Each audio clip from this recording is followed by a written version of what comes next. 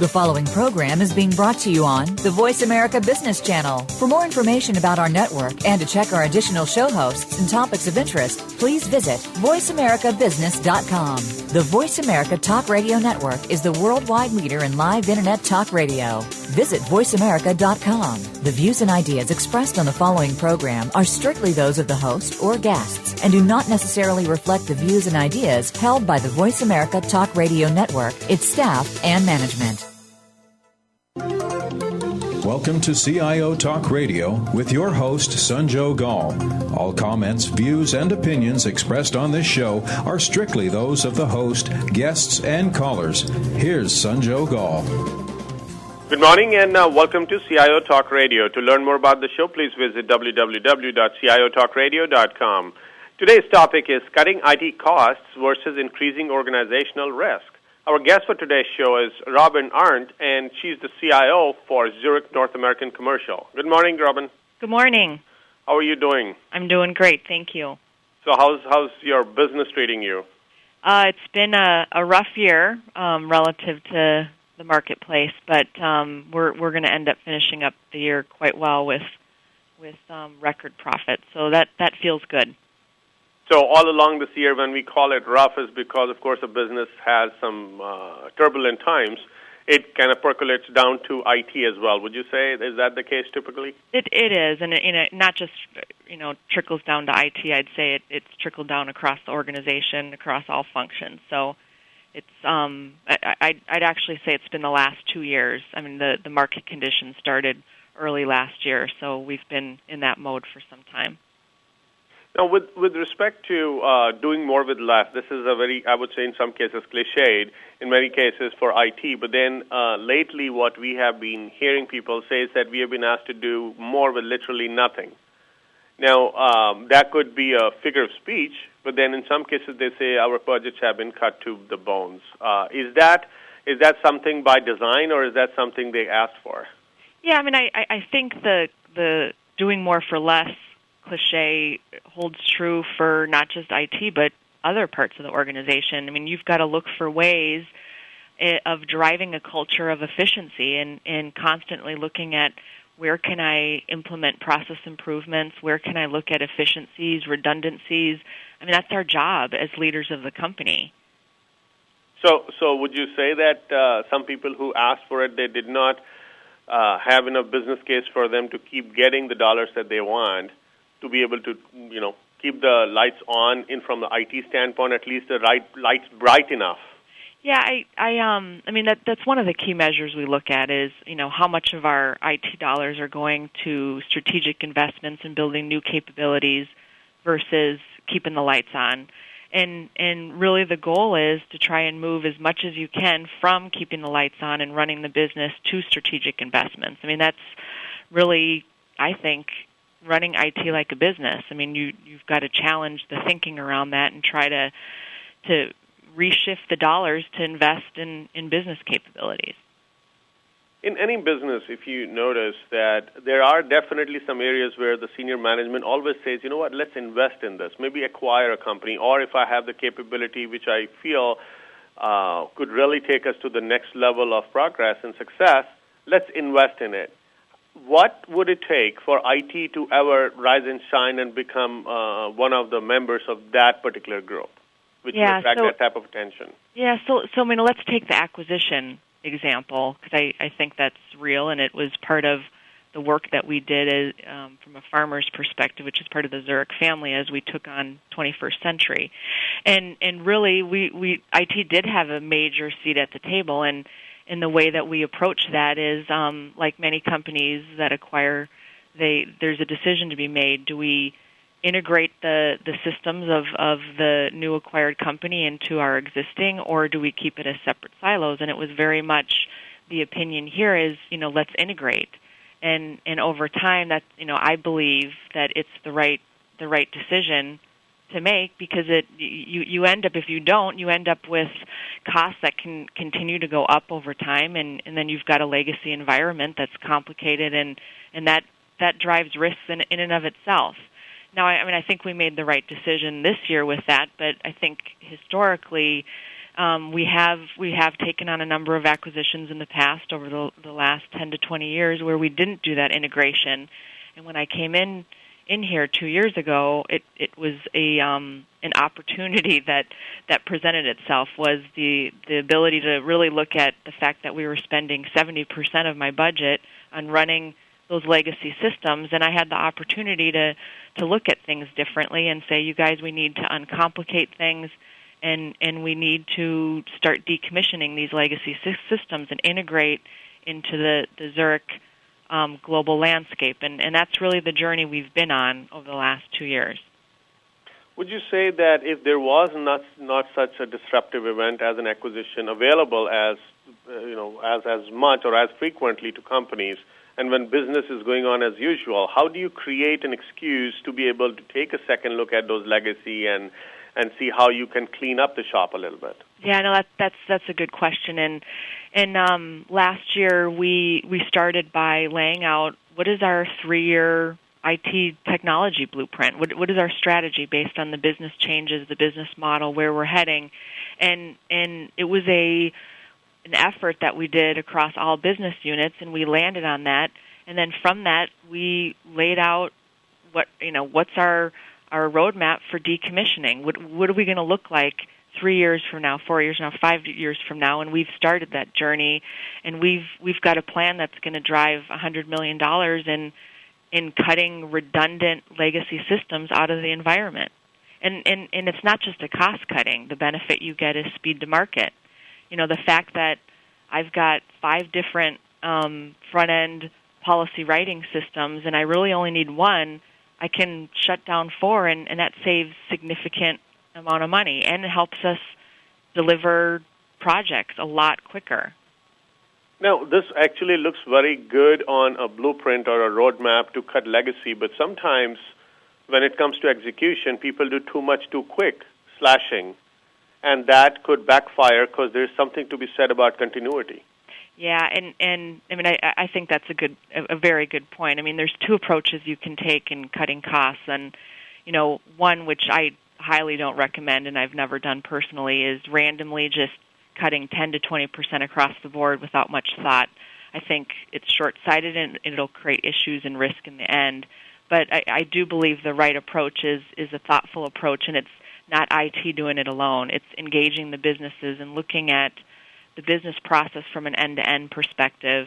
And it takes a little more time, which sometimes time is not always on your side, but you really got to put together that cross-functional team and look at, what efficiencies do we have, for instance, from a process perspective. And we did that here.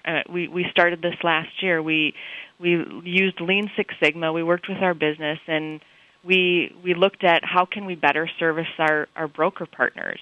It was taking us, weeks to turn around a request for them. And so we not only looked at the technology, we looked at processes between offices, we looked at the people, what roles they were performing, and we really took a 3-pronged approach.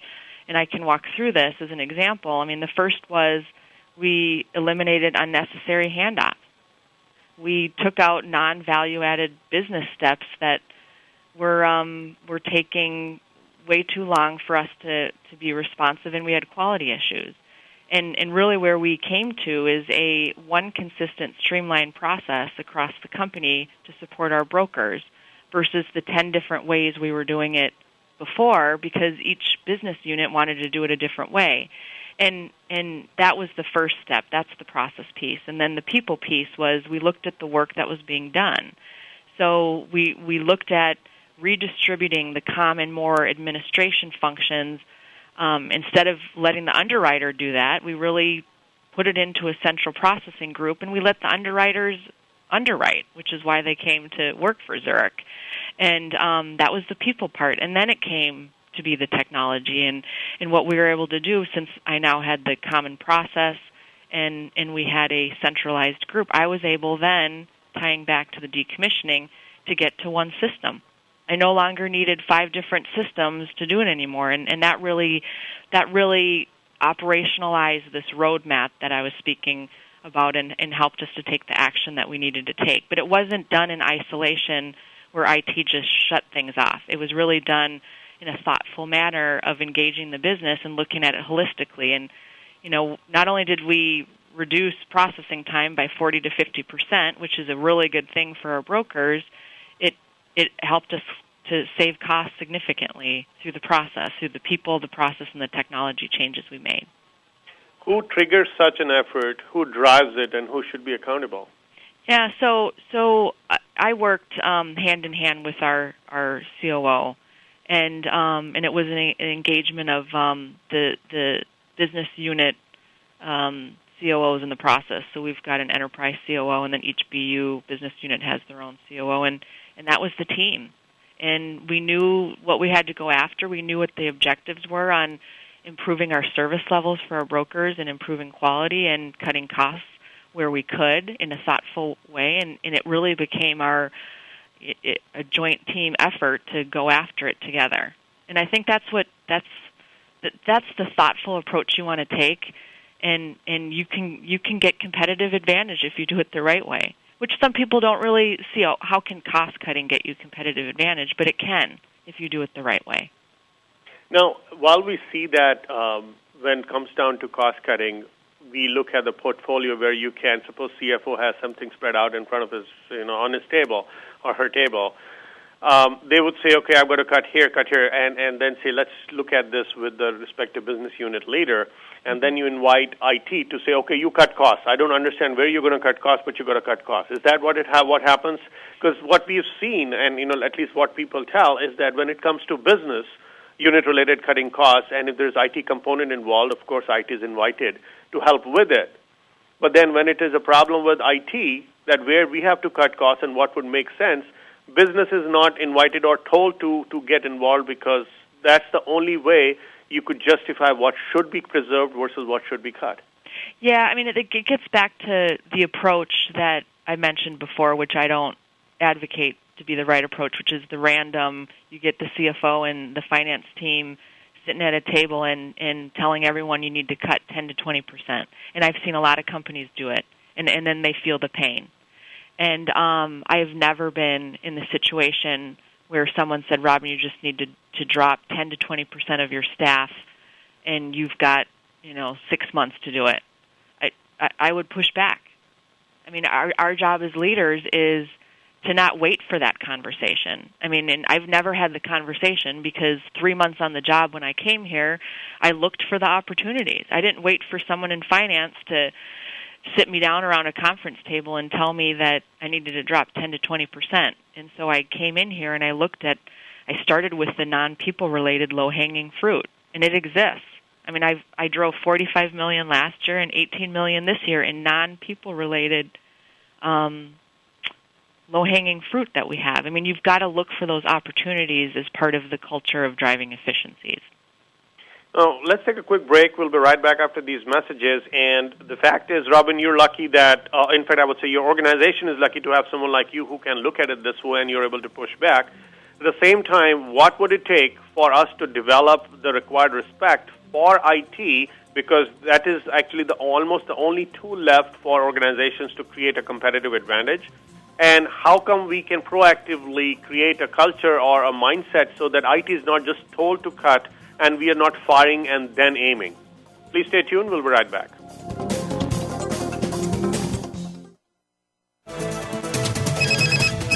Up-to-date business and financial news. Call now and get the financial information you need. 866-472-5790. 866-472-5790. The experts are here. Voice America Business Network.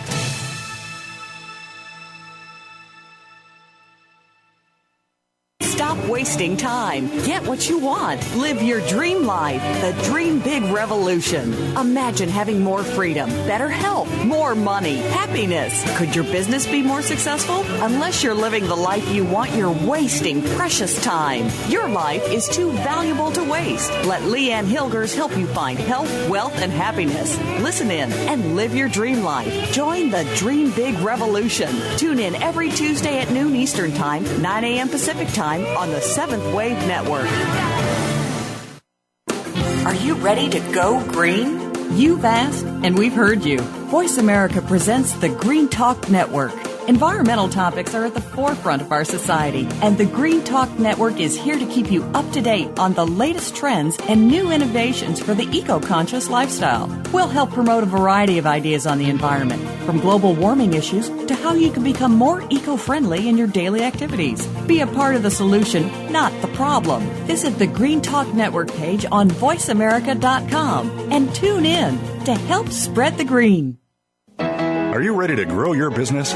Listen for the Independent Business Owner Show with your coach, Rick Corrado. This entertaining talk radio program will bring you the tools to help increase your business. You'll learn sales success, time management, lead generation, business development, life balance, and much more. Rick Corrado is here to help you take your business to the next level. Listen for the Independent Business Owner Show, heard live every Monday morning at 11 a.m. Eastern Time, 8 a.m. Pacific on the Voice America Business Network. When it comes to business, you'll find the experts here. Voice America Business Network. You are listening to CIO Talk Radio. To learn more about the show, please visit www.ciotalkradio.com. If you have a question or comment, call toll-free 1-866-472-5790. Now back to the show. Here's Sanjog Gall. Welcome back. So we are always looking at these issues in many companies where the painful exercise still is repeated over year after year. When we have business coming to slash costs, we go ahead and execute it. It goes beyond what it's supposed to be, then the pain is there across the board. And what is that is creating this firing first and aiming second? Why is this a chronic issue still in many companies? And Robin, you may have been able to successfully dodge this and or prevent this altogether, but why the rest of the world is suffering still? Yeah, the fire and aim concept, I do believe it's really taking a leadership role in running IT like a business and really getting not only, you as the CIOs, but also your team underneath you, changing their mindset that that they're owners of this company, and to engage with their business partners in a problem solving, a strategic, innovative thinking, so that you can so it's not about managing MIPS anymore. It's about having the right conversation on how we together, IT as an enabler, can help you get to the next level, get that next piece of business. Improve the quality, improve the service turnaround time. It's changing the conversation to that instead of managing the cost, every dollar. I mean, you really got to change the conversation, but you've got to earn the right to for that seat at the table, and that right comes with the business acumen. It comes with challenging maybe how they're doing things, and in putting the right people with them to figure out what should be the right path forward. It's having that right conversation, and it's changing the conversation that they've always had with IT in the past. Now, there's an old saying that nobody likes to be sold, but they love to buy. Right? So why is that you can say distortion in the approach that an IT leader might take in terms of making a case, because they would look like more they are selling versus making a business case, which is then automatically embraced by the business leadership and they get the blessing? Yeah, so it's really the way that I've changed that conversation related to that is, when we put forth a business idea, we end up laying out the business case that is very much of this is what we can change for the business. I'm going to need some investment in order to, for instance, decommission some of the systems to simplify it, and give me a little money now, and this is what I'm going to return to you in the future. And that needs to be compelling. And you've got to build the confidence in the business leaders to know that I'm just not putting something on paper. I'm just not putting a roadmap on paper. I'm actually going to deliver it for you. And you've got to follow through on those actions.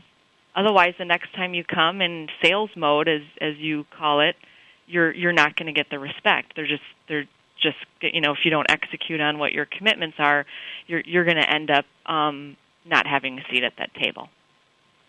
Now, some people may look at IT as a cost, but then it's also to be looked at as a necessary cost to doing business.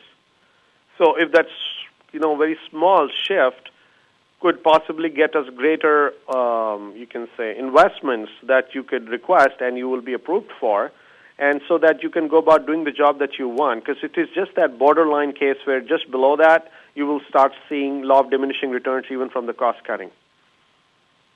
Yeah, I agree with that, and with the cost cutting, you need to be able to articulate what that's going to mean to them, right? So from a service level, you've got to turn it away from the numbers, and make it a conversation that helps them understand what that's going to mean to them. If you really want to cut deeper, that means that you got to go back to the service levels. Today, we can turn around giving them a new BlackBerry device, for instance, within 24 hours. And if they want to reduce the cost around telecom, I can make that 3 days, and they're not going to like that. That's just a very simple example. But you take that at a broader scale, if they're not going to make investments in the strategic capabilities, then we're not going to get ahead in the market. It's going to take us, 9 months to introduce a new product instead of making the investment, and we can get products out in 3 months. I mean, you just really need to turn the conversation into what that technology is an enabler to the business. Now, would you think it would be creative to ask for a barter? That, okay, I'll save you $1 on the support costs, but you give me R&D dollars or try to do something new out of the same money. I'm not going to give that back to you in your balance sheet, but I'd create that some more value, some more top-line growth opportunities using the same money, which I showed you that I saved from cutting the operational costs. Oh, absolutely, and that gets into the key measure around changing the mix. So being able to free up the dollars from running IT from an operations perspective and be able to infuse and self-fund the strategic capabilities by taking the right action. And that's critical, and you need to be able to show how you're turning that dial and that you have an action plan in place that's going to get you there. Now, how much of risk planning do you think it actually, the level of due diligence that we put and the level of risk planning we do before you actually start cutting costs, truly in the world out there?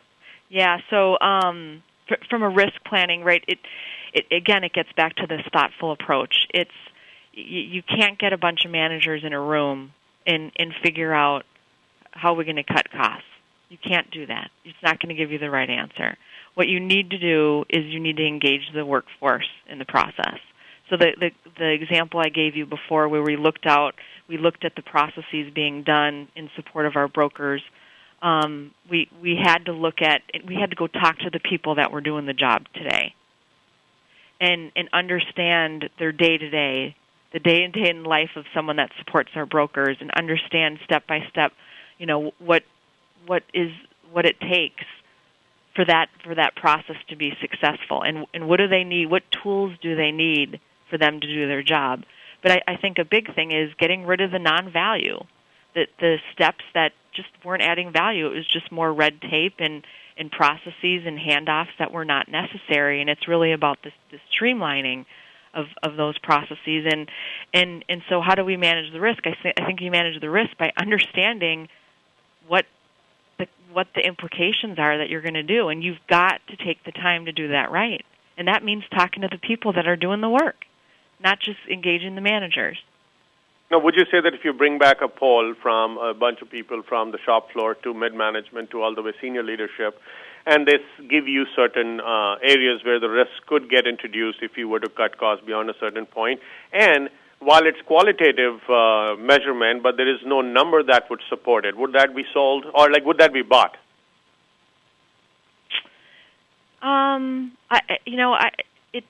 You've got to have the data. And so you can't make an emotional decision. You've got to have the facts. You've got to have the data that support the evidence that this may be the wrong direction to take.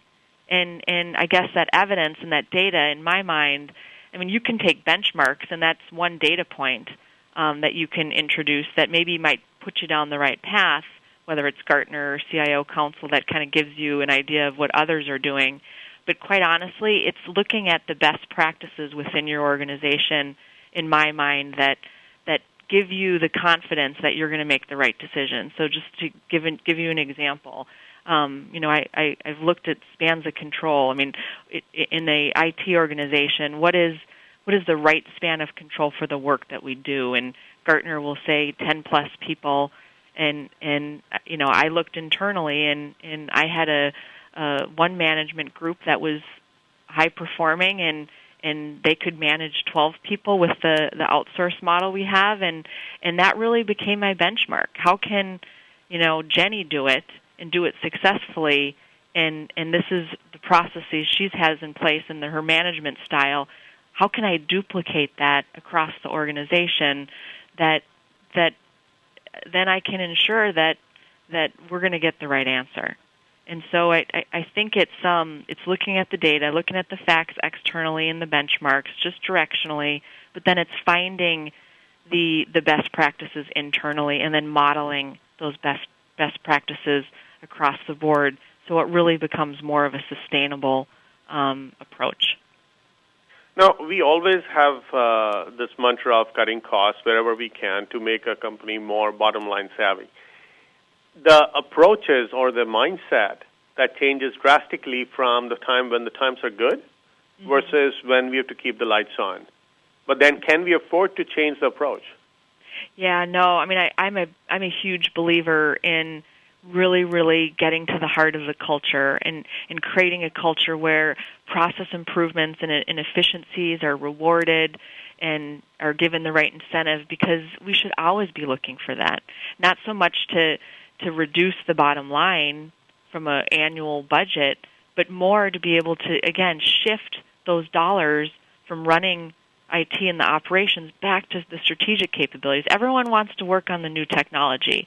And if I give my team the incentive, hey guys, if we can make this happen, we can decommission these systems, we're going to have X millions to turn around and bring in new technology to support our business. My team gets excited about that, and the business gets excited about it. And that's really the environment you want to create, whether times are rough like they have been over the past 2 years or times are good. It's really what we need to do as leaders. Now, what people look at as status quo is at least preserving what they have so far in the turbulent times. But then truly, a company, any company for that matter, in such a demanding business environment, afford to be in status quo, even though the market may not be the greatest? You can't. I mean, you can't stay status quo. I mean, that's one thing. Change is constant, and so you need to have that culture, and you need to have an adaptable team and an environment that allows you to change along the way. So status quo is not acceptable anymore. You won't last long as a leader if you do.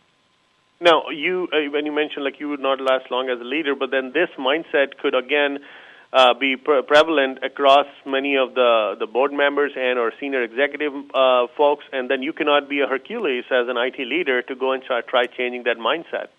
And I'm not sure if in how many cases is an IT leader given, or you can say they can take that opportunity to really try to change the people at the top. And if they can, what's that secret sauce? Because everybody would love to know that. So as leaders, we've got to add our value, and that's something we have to do every day we come. Whether the value is driven from cost cutting, which is the topic here, or the value is driven from developing your people or improving project execution, turnaround time. I mean, there's always. The way I look at this, there is always value that you can drive across multiple dimensions, and that's our job. And to be able to articulate it, sell it, and communicate what's working, what's not, and this is the success you've had, and then rally your team around, that scorecard and what the goals are and the objectives, and together we're gonna do this, and then remembering to celebrate when you do. I feel like that's what we need to do as leaders, and we need to add the value every day. Let's take a quick break, listeners. We'll be right back after these messages and see if there's a way organizations can take an inventory on the typical critical roles that IT plays and or could play in the strategic and or operational aspects. And then if you are able to get that information, then you can build upon it. But if you don't know, then that could possibly hurt you. So how do you go about doing it? Please stay tuned. We'll be right back.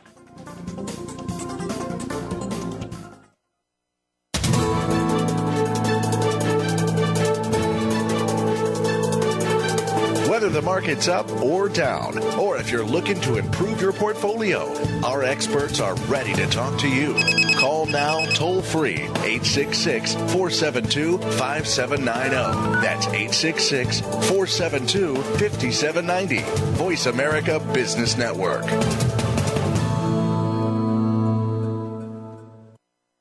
Dialogue is the single most powerful leadership tool we have to make a difference in the world. Leading Conversations with host Cheryl Esposito creates a place for that dialogue. Tune into the Voice America Business Channel every Friday as Cheryl hosts new conversations among leaders from around the world in business, government, art, economics, and social change. We'll explore big ideas and everyday actions and learn how their own leadership has led them to discover a newfound sense of possibility in the world. Leading Conversations with Cheryl Esposito, bringing big thinkers together in conversations that make a difference, right here on the Voice America Business Channel every Friday morning at 10 a.m. Pacific Standard Time. Never be satisfied. Let that be a lesson you take away from Double Time with Double D, featuring businessman and former NFL star Dave Duerson. We'll talk about the NFL with special focuses on the game itself, and Double D will take your calls and answer your emails live on the show. It's not Football 101, but rather an in-depth look in the locker room, on the field, away from the field, and opening up the mind of the player. The program will also feature positive messages, so tune in to Double Time with Double D, Thursdays at 3 p.m. Eastern, noon Pacific, on the Voice America Sports Channel. Do you need directions to solid financial future? If so, the Money Answer Show with Jordan Goodman will provide you with a roadmap to making smart money decisions in every area of your personal finances. Join Jordan every Monday at 12 p.m. Pacific Standard Time, 3 p.m. Eastern for the Money Answer Show on the Voice America Business Channel. Learn how and where to get the best deals on mortgages, cars, and insurance. Find out the best ways to save for college and retirement. Get out of debt, improve your credit rating, and save on your taxes. The Money Answer Show with Jordan Goodman will provide you with great tips on investment opportunities in real estate, stocks, annuities, and other investment vehicles. That's the Money Answer Show with Jordan Goodman on the Voice America Business Channel every Monday at 12 p.m. Pacific Standard Time. From the boardroom to you, Voice America Business Network. You are listening to CIO Talk Radio. To learn more about the show, please visit www.ciotalkradio.com. If you have a question or comment, call toll-free 1-866-472-5790. Now back to the show. Here's Sanjog Gall. So welcome back, and the question that we wanted to pose out there is that what are the different critical roles that IT plays in the strategic, and operational aspects of running the organization? Now, if you don't know what it does, then when it comes time to really say, okay, where could IT may or may not play that critical a role, then you can, wipe it out or do things which may not be the right things to do. Because there may be some thumbs up and thumbs down when it comes to upholding the business users. And secondly, while we want to look at it, there is also another approach that some people say with respect to IT is that IT should remain invisible because the only time it should come up is when there's a problem. So, Robin, what are your thoughts? Yeah, so, one, I disagree that IT should be invisible, but let's start with the first question here around, it's really the education of the business of understanding IT, and they're not going to want to engage in a 5-hour dialogue to explain it, but I would classify it in two different pieces. One, which is more of the run, the operations, they don't need to know the details of that. And I do agree that you want that to be seamless to them, that when they get in the morning, their computer's working, their phones are working, and you want that to be, transparent and invisible. But, really where I see the value, and I think where this conversation is going, and what I believe in with, running IT like a business, is you have this influencer role. It's not the operator role as I described before, but the influencer role. And this is really the role of not being invisible, but being visible, having a seat at the table, helping to take that strategy and turning it into, how IT can enable that beyond what the business could think of through automation. And that needs to be a very, very visible role. And you've got to you've got to have the right people within your organization that can challenge the business back, that has the business acumen, and can really play that influencer role. And if you don't have those people, I agree, you're going to end up becoming invisible. So it is about having the right people engaged, but then it's having that dialogue with the business and changing the conversation. It's not talking to them for 5 hours about how your operations group is managing the laptops and the systems. It's not about that. It's about how can you give them the next technology that'll give them the business capability that'll be differentiating in the marketplace. That's the conversation you want to have, and that's what you want to be visible. So it's great that we could be visible at the top, and you can identify the opportunities that might exist for the top line growth and bottom line savings. At the same time, there's something to be said about adoption being done bottom up. Anything that you bring on board, and then any time when you want these people to adopt or embrace any new changes that you are saying that IT is going to be help trigger and or drive, then these business unit folks should also be having the respect that, hey, IT was there to help all along, and frankly, I didn't have a problem. I could go about doing my job the whole day, and I didn't have to call an IT guy for support. Yeah. So this is like a two-pronged. So you be very visible at the top, and you be invisible in the middle and the lower layer, so that when it comes to getting the adoption done, you are not fighting the same people who are supposed to give you a thumbs up on any new technology. Because frankly, you can bring the best system, but that might be given a thumbs down when they say, IT just keep throwing things at us. Yeah, no, I agree with that, and that's why you've got to have, throughout all layers of the organization, you've got to have those relationships. And so I'll just use an example. My project managers, right? They're the ones that are driving this new technology day to day, working with our business customers, and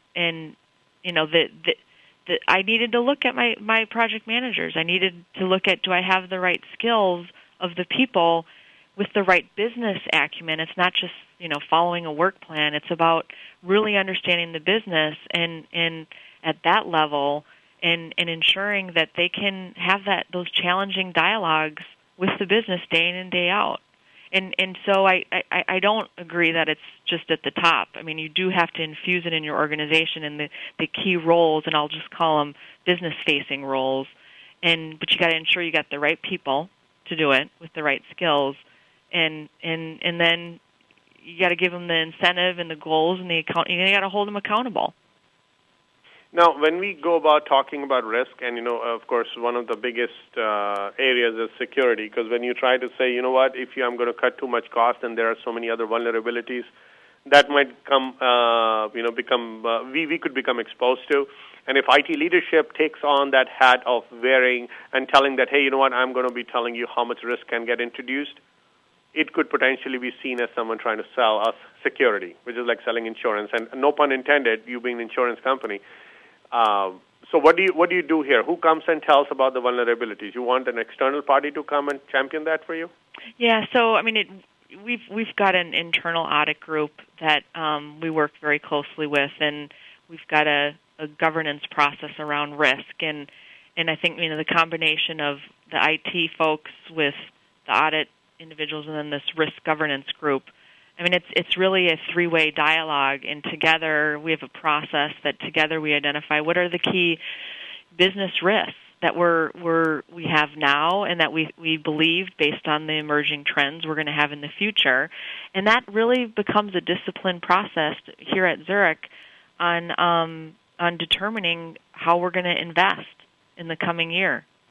And I think it's a very mature process, probably the best I've seen, having been in the industry here for 23 years, is really that risk is a big part of us managing those risks in determining our investment strategy. And that feels good for me. So it's usually not about me coming to the table with this is the risk I think we have to go after and selling it. It's the three-way dialogue that we have. Do you think there's a common definition of organizational risk that actually exists and people buy into before you would start, of course, further slicing and dicing that? I think it probably varies from company to company, but I do believe, based on the frameworks we have here and the people that get engaged, we do have a common understanding and a threshold and the right people at the table to understand what are the right risks for us to focus on. But I think risk tolerance varies from company to company, but it's an important part of how we work today within Zurich. Now, when it comes to cutting costs again and not introducing risk at the same time, one of the mindset people have is like, let's do it ourselves. And that is almost a small business mentality in some cases, that if I have to save a buck, let me do it myself so that I don't have to pay anybody outside. But even though you might end up spending more time, and that could mean a lot more money.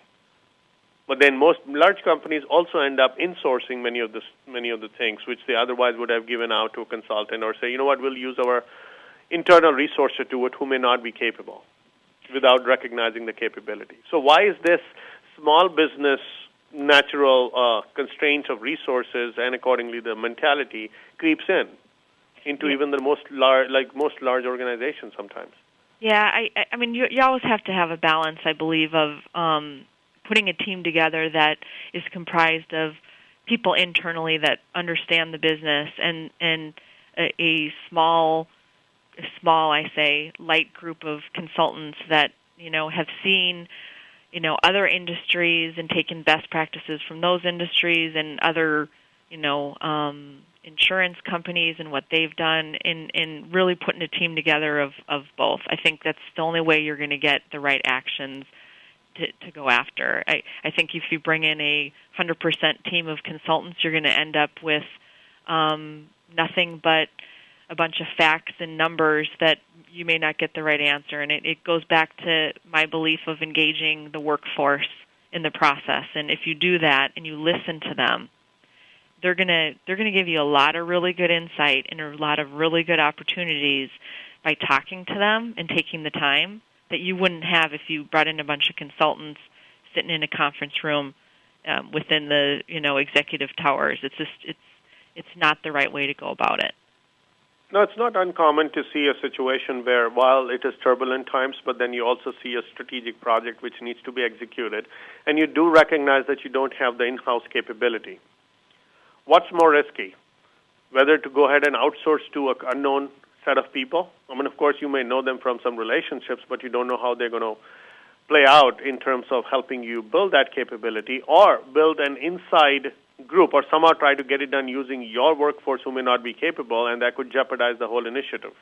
Yeah, so I'm a little bit, having been a consultant for 13 years before going into industry within insurance here, I may have a different view than others, but I do believe it's not an either or. I mean, I think it's a combination of leveraging the consultants in the right work and ensuring that you're taking your best talent to figure out a strategic project internally, because that's the only way it's going to be sustainable, is because at the end of the day, they have to own it. And they're the ones that understand the day-to-day, and you're going to come up with a better answer if you combine the two. But we do a lot of outsourcing here. I mean, within the IT organization 5 years ago, a lot of our application maintenance went to a offshore provider. And I mean, that's the reality of the businesses today. But we gave them the right. We looked at the work, and they're doing the right work, the non-strategic work for us, and they can do it at a more effective, more efficient, price. And we're getting the lift for it. So you have to take a thoughtful approach. Now, do you think that could actually work out well? Of course, I mean, the whole idea was that, or the question was that if you are just at that time, the moment is such that when it's turbulent time and you want to get a capability created, that's the time when you're embarking upon this journey versus an existing one where you're just giving them more work. That's where it could become a predicament for most organizations. So what would you suggest a company might do to evaluate the risk? Because it's both like, you're stuck between a rock and a hard place. So, I mean, why wouldn't you engage some consultants to give a point of view? But why wouldn't you engage a high-performing team within your organization, augmented with that group? So you're saying take a hybrid approach? Yeah, absolutely. I mean, that's in my mind, that's the only way to do it. All right.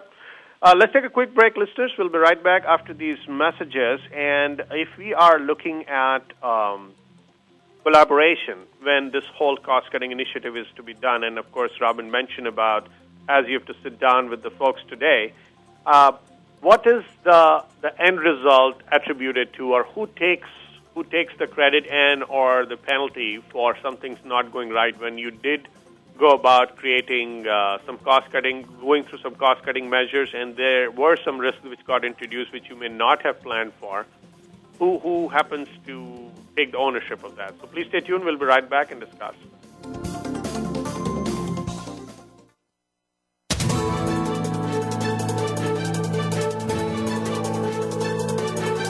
Whether the market's up or down, or if you're looking to improve your portfolio, our experts are ready to talk to you. Call now toll free 866-472-5790. That's 866-472-5790. Voice America Business Network.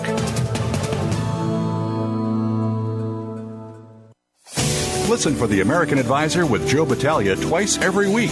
This is a live call-in talk show where Joe discusses the economic and political events that affect your investments.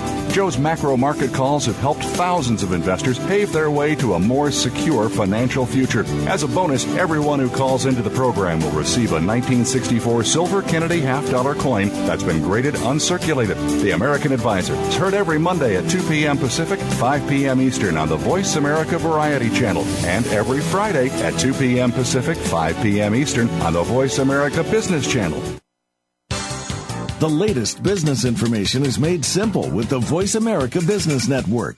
The professionals in the business world bring you live talk radio shows featuring an array of business topics, strategies for building wealth, sales and marketing, stock trading, investing, and business technology. Voice America Business hosts are professionals in their fields and bring to the airwaves weekly business discussions that offer up-to-date information, advice, and education. The Voice America Business Network. The bottom line in business talk. Self-leadership is more important than corporate leadership. In the hustle and bustle world we live in, we need to be reminded that in all failures and successes, we are the common denominators. Each week, let Daniel Gutierrez help bring you the tools you need to manage self-leadership, resulting in self-success. Make your mark in your industry. Make sure you listen to Right Here, Right Now, every Thursday at 11 a.m. Pacific Time, 2 p.m. Eastern Time on the Voice America Business Channel.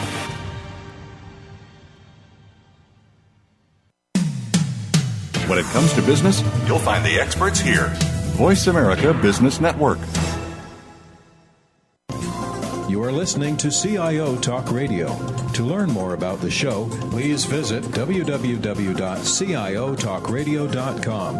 If you have a question or comment, call toll-free 1-866-472-5790. Now back to the show. Here's Sanjog Gal. Welcome back. So we're talking collaboration, and we have spoken about it during the show earlier when, we have to really work very closely with the business.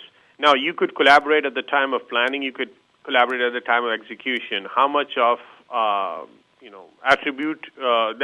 who attributes the risk, or who takes ownership of the risk in terms of when the IT, we have cutting costs and going on in IT, and then there is some problems that surface.